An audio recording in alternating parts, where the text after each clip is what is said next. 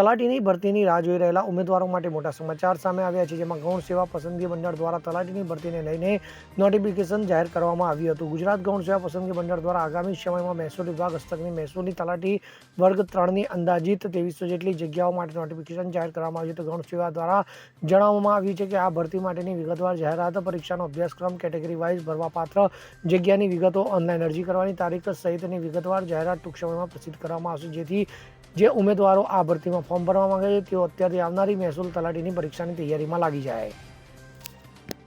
Bureau report, CN24 news.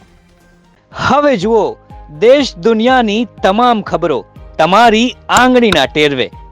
ઉઠાવો mobile અને Google Play Store પરથી ડાઉનલોડ કરો અમારી CN24 ન્યૂઝ મોબાઈલ એપ.